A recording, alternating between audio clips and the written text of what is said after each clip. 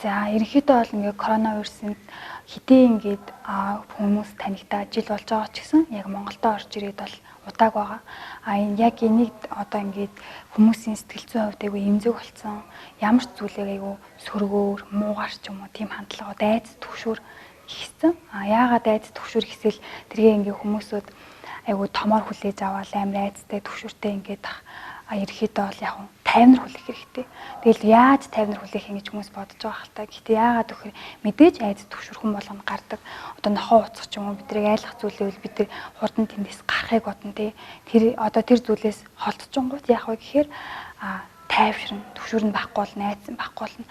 Коронавигийн хувьд яах гэхээр ингээл гинтл байхгүй болчихгүй учраас бидний хувьд аль болох өөрсдөө бэлдэж тэр зүсэм одоо тасан зогтөж тий амьдралдаа одоо аль болох кино бид нар ингээл өглөө бас ажилдаа явал орой мэддэг тийм нормоос болоод тасан зохицоод шин одоо цагийн үеэр гарах ч юм уу тий цагийн үеэрд нойр хоолоо нойроо сайн авах. За яагаад нойроо сайн авах гэхээр нойр бол бидэрт одоо бидний тэр зүсэм сэтгэл зүйн хувьд эрүүл дархлааг маань дэмжих учраас нойроо сайн авах. Ном унших тий нөгөө нэг завгүй үедээ хийдгүү тий завхарахаар хиндэ гэж бодож исэн зүйлээ хийх ч юм уу янз бүрийн сонирхолтой подкаст сонсох гэх мэтлэн өөрийгөө хөгжүүл тийм зүйл хийх юм бол яа гэхээр илүү тайван бол. За 50 байснаар яах вэ гэхээр нөгөө нэг коронавиг нөгөө нэг мэдээллүүдтэй арай тайвнаар хүлээж аваа. За энэ хизээний цагт гинт гарч ирсэн шигээ бас алга болно шүү эсвэл тасан зохицсон шүү гэдгийг хүлээж авах гэсэн үг. Бид яг уурлахтаа гинт аймаг төрсөйдөл уурлаа алга болчдөг шиг яг энэ айц төгшөөрөө ингээд тэр хүндээ бариад авдаг ч юм уу.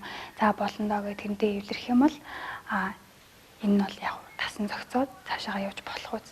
Тэгэхээр ерөнхийдөө бол өдөр тутмын амьдралтаа ингээл би хөл хорионд орчлоо. Би амар хэцүү байна гэд бодоод ах юм бол яг хөө тэр нь би чинь хэцүү байна гэж бодоолах тусмаа бүр л хэцүү байх учраас өөрийгөө илүү тайван байх хэрэгтэй. Тиймээс ингээд ер нь бусад одоо газрууд ч юм уу бусад сэтгэл зүйчд маань аль болох тайван байхыг санал болгож байгаа.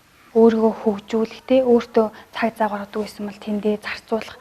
Одоо хүмүүсүүд тэр талыг нь биш илүү нэг хөл хорионд орчлоо. Одоо би ингээ хамбагийн минь боочлоо.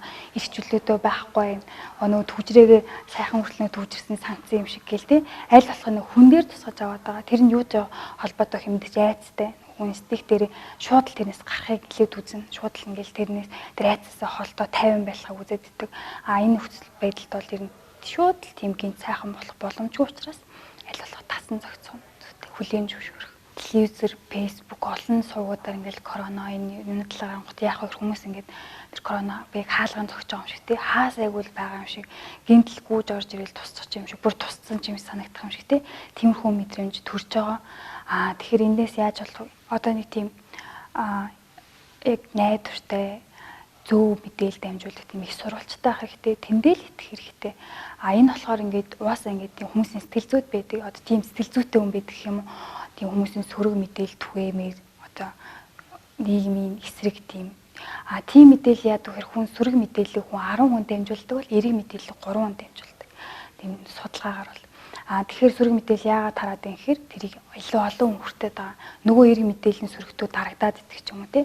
Тэгэхээр аль болох тийм итгэлтэй зөв мэдээлэл дамжуулдаг тийм их сурвалжтай хэрэгтэй. Зөвхөн тэндээ л итгэх нь өөр мэдээлэл яг харлаа. Нөгөө мэдээлэл дээр нь яаж юм те шүүмж тунгаахтай энэ зөв энэ буруу юу гэсэн тийм шүүмж тунгаа зах тийм одоо дархлаатай байснаар яг хөр хүн цаанаасаа л энэ зөв энэ буруу энэ одоо ингээд өөрийгөө ингээд түшээснээр би л өөрөө хохирно те тэрнээс өөр хүн хохирохгүй эргээд өөрөө хүн сөрөг мэдээлэл аваа сөрөг мэдээлэл түгээснээр эргэн тойрноо сөрөг болгодог ч юм уу те тэгэхээр өөрөө л хүн гэл өөрөө сөрөг мэдээлэл аваад ганцхан өөрөө ингээд хүлдэж юм биш буцаад нэг эргэн тойрноо түгээж байгаа гэсэн үднээс яг хуу тэндээ өөрөө зогсоох ч юм уу за сөрөг мэдээлэл надаар тусах би түгээхгүй бай эндээ шүүж тухайгаа зөвөр шүүж тухайгаа түлдээч гэдэг тиймэрхүү дархлаатай болсноор цааш нь түгээхгүй зогсоох эрэг мэдээллийг илүү түгээх ч юм уу тий тэгжээж илүү би биендээ үн мэдээлэл